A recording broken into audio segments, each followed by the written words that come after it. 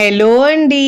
ఈరోజు మన కిచెన్లో చాలా ఈజీగా సింపుల్గా చేసుకునే హెల్తీగా 2 బ్రేక్ఫాస్ట్ రెసిపీస్ని ఎలా చేయాలో చూపించబోతున్నానండి. రెగ్యులర్గా మనం జొన్న రొట్టె కాకుండా ఇలా బ్రేక్ఫాస్ట్ చేసుకోండి, చాలా చాలా బాగుంటాయండి. సాఫ్ట్గా నోట్లో పెట్టుకుంటే కరిగిపోతాయండి. ఇలా చేసుకున్నారంటే మీరు రోజు తినే రొట్టె, ఇడ్లీ, దోశ, ఉప్మా మర్చిపోతారండి. అంత హెల్తీ రెసిపీ. 2 కూడా చాలా చాలా బాగుంటాయండి. 1, 2తో అయితే అస్సలాగరండి, అంత బాగుంటాయి. గోధుమ రవ్వతో చేసుకునే బ్రేక్ఫాస్ట్ అండి. రుచి సూపర్గా ఉంటుంది. మార్నింగ్ బ్రేక్ఫాస్ట్లోకి లేదంటే నైట్ డిన్నర్లో కూడా చేసుకోవచ్చండి. క్రిస్పీగా తిన్న కొద్దీ తినాలనిపిస్తాయండి, అంత టేస్టీగా ఉంటాయి. మరి ఇక ఆలస్యం చేయకుండా 1 by 1 ఈ బ్రేక్ఫాస్ట్ రెసిపీస్ని ఎలా చేయాలో చూద్దాం రండి. ముందుగా ఇక్కడ నేను 2 మిక్సింగ్ బౌల్స్ తీసుకున్నానండి. ముందుగా అయితే 1 కప్పు మినపగుళ్ళు ఒక బౌల్లో వేసుకోవాలండి. మరొక బౌల్లో ఏ కప్పుతో అయితే మనం మినపగుళ్ళు తీసుకున్నామో అదే కప్పుతో 2 కప్పుల గోధుమ రవ్వ వేసుకోవాలండి. బన్సీ రవ్వ అంటారు. ఈ రవ్వ మనకు ఏ షాప్లో అయినా అవైలబుల్గా దొరుకుతుందండి, ఆన్లైన్లో కూడా ఉంది. ఇప్పుడు శుభ్రంగా ఒక 2-3 సార్లు బాగా వాష్ చేసుకొని ఒక 2-3 గంటల పాటు నానబెట్టుకోవాలండి. నేను ఇక్కడ ఒక 2-3 గంటల తర్వాత చూపిస్తున్నాను చూడండి. పప్పులు ఇంకా రవ్వ అయితే మనకు తొందరగానే నానుతుందండి. ఒక మినపప్పు నానితే సరిపోతుంది, 2 గంటలు నానినా సరిపోతుందండి. ఇప్పుడు ఇలా మిక్సీ జార్ తీసుకొని ముందుగా మనము మినపప్పును గ్రైండ్ చేసుకోవాలండి. వాటర్ మరీ ఎక్కువ కాకుండా చూసుకుంటూ వాటర్ని యాడ్ చేసుకోవాలండి. మెత్తగా గ్రైండ్ చేసుకోవాలి, ఎక్కడ పలుకులు లేకుండా. ఫస్ట్ టైం నా ఛానల్ చూస్తున్న వాళ్ళు ప్లీజ్ నా ఛానల్ని సబ్స్క్రైబ్ చేసుకోండి, లైక్ చేయండి, పక్కనున్న బెల్ ఐకాన్ని ప్రెస్ చేయండి. ఇలా ప్రెస్ చేయడం వల్ల నేను పెట్టే వీడియో నోటిఫికేషన్ ముందుగా మీ హోమ్ పేజ్కి వస్తాయండి.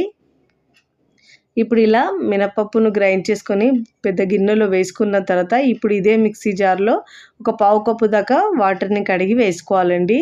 ఇప్పుడు ఇదే విధంగా మనము గోధుమ రవ్వను కూడా కొద్దిగా వాటర్ని యాడ్ చేసుకొని మెత్తగా గ్రైండ్ చేసుకొని ఇదే పిండిలో వేసుకొని ఒక 2-3 నిమిషాల పాటు ఇలా బాగా బీట్ చేసినట్టు మిక్స్ చేసుకోవాలండి. ఇలా మిక్స్ చేసుకోవడం వల్ల పిండి అనేది చక్కగా ఫర్మెంట్ అయ్యి ఇడ్లీ దోశలు అనేవి చాలా చక్కగా వస్తాయండి. నేనైతే ఇక్కడ ఓవర్ నైట్ పిండి పులియడానికి పెట్టుకుంటున్నాను. కనీసం 8 గంటల పాటు పిండి పులియడానికి పెట్టుకోవాలండి. నేను ఓవర్ నైట్ తర్వాత చూపిస్తున్నాను చూడండి పిండి ఎంత చక్కగా పులిసిందో. ఇప్పుడు దీంట్లో రుచికి సరిపోయినంత ఉప్పు వేసుకోవాలండి. ఒకవేళ మీరు సగం పిండిని ఫ్రిడ్జ్లో పెట్టుకొని నెక్స్ట్ డే అయినా వేసుకోవచ్చు. నేనైతే మొత్తం పిండితో ప్రిపేర్ చేస్తున్నానండి. కన్సిస్టెన్సీ ఇలా ఉండాలి. ఇప్పుడు స్టవ్ మీద పెనం పెట్టుకొని పెనం బాగా వేడైన తర్వాత వాటర్ చిలకరించి టిష్యూ పేపర్ లేదంటే క్లాత్తో తుడుచుకున్న తర్వాత మంటను లో ఫ్లేమ్లో ఉంచి 2 గరిటెలు పిండి వేసుకొని వీలైనంత పల్చగా స్ప్రెడ్ చేసుకోవాలండి. ఇది పేపర్ లాగా ఎంత పల్చగా అంటే అంత పల్చగా వస్తుందండి. టేస్ట్ కూడా భలే రుచిగా ఉంటుంది. చూడండి ఇలా పల్చగా వేసుకొని మంటను మీడియం టు హై ఫ్లేమ్లోంచి చక్కగా మంచి గోల్డెన్ కలర్ వచ్చే వరకు కాల్చుకోవాలండి. ఇప్పుడు పైనుంచి ఒక 1/2 టీ స్పూన్ దాకా ఆయిల్ వేసుకోవాలి. అన్ని వైపుల్లో తిప్పుతూ మంచి గోల్డెన్ కలర్ వచ్చే వరకు కాల్చుకోవాలండి. అప్పుడే టేస్ట్ క్రిస్పీగా సూపర్గా ఉంటుందండి. ఇప్పుడు ఇలా మంచి కలర్ వచ్చిన తర్వాత ఇలా ఫోల్డ్ చేసుకొని ప్లేట్లోకి తీసుకోవాలి. ఇదే విధంగా మిగతా పిండితో కూడా 1 by 1 ఇలా దోశలు వేసుకోవాలండి. వేడివేడిగా తింటే రుచి అయితే అద్భుతంగా ఉంటుందండి. ఇలా చక్కగా పల్చగా వేసుకున్న తర్వాత మంచి గోల్డెన్ కలర్ వచ్చిన తర్వాత మీకు నచ్చిన విధంగా ఫోల్డ్ చేసుకోవచ్చండి. నేనైతే ఇక్కడ రౌండ్ కూడా ఫోల్డ్ చేసి చూపిస్తున్నాను చూడండి. ఇప్పుడు చాలా ఈజీగా సింపుల్గా టేస్టీగా చేసుకునే హెల్దీ బ్రేక్ఫాస్ట్ అండి. ఇప్పుడు సర్వింగ్ ప్లేట్లో సర్వ్ చేసుకుందాం. ఇలా చేసి పెడితే పిల్లలు పెద్దలు కూడా చక్కగా చాలా ఇష్టంగా తింటారండి. మళ్ళీ కావాలంటారు. మీకు నచ్చిన చట్నీతో సర్వ్ చేసుకోవచ్చు. నేనైతే పల్లీ చట్నీతో సర్వ్ చేస్తున్నాను. రుచి సూపర్గా ఉంటుంది. ఇప్పుడు మన సెకండ్ రెసిపీని ఎలా చేయాలో ప్రాసెస్ని చూద్దాం రండి.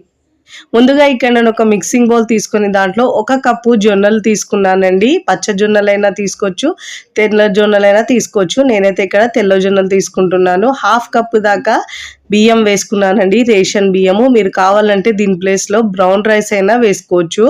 ఇప్పుడు అదే కప్పుతో 3/4 కప్పు దాకా మినపగుళ్ళు తీసుకున్నానండి. బద్ద మినపప్పు అయినా తీసుకోవచ్చు. 1/2 టీ స్పూన్ దాకా మెంతులు వేసుకొని శుభ్రంగా రెండింటిని కూడా బాగా వాష్ చేసుకోవాలండి. వాష్ చేసుకుని మళ్ళీ దాంట్లో తిరిగి వాటర్ పోసుకొని మనము ఒక 4 గంటలు నానబెట్టుకోవాలండి. అంతకంటే ఎక్కువ అవసరం ఉండదు. నేను 4 గంటల తర్వాత చూపిస్తాను చూడండి. మిక్సీ జార్ తీసుకొని 4 గంటల తర్వాత నానిన ఈ పప్పులు బియ్యము జొన్నలు కూడా చక్కగా నానాయి కదండి. ఇప్పుడు మిక్సీ జార్లో ముందుగా అయితే మనము సపరేట్గా ఎందుకు నానబెట్టుకున్నామంటే ఈ జొన్నలు గ్రైండ్ అవ్వడానికి మనకు ఎక్కువ టైం పడుతుందండి. అందుకే ఇక్కడ నేను ముందుగా అయితే జొన్నల్ని ఇలా గ్రైండ్ చేసుకొని వాటర్ అవసరాన్ని బట్టి యాడ్ చేసుకొని మెత్తగా గ్రైండ్ చేసుకొని పిండిని ఒక బౌల్లోకి తీసుకోవాలండి. ఇలా జొన్నలు గ్రైండ్ చేసుకున్న తర్వాత మినప్పప్పు అయితే మనకు తొందరగా గ్రైండ్ అవుతుంది కాబట్టి అందుకే అలా సపరేట్గా గ్రైండ్ చేసుకున్నానండి.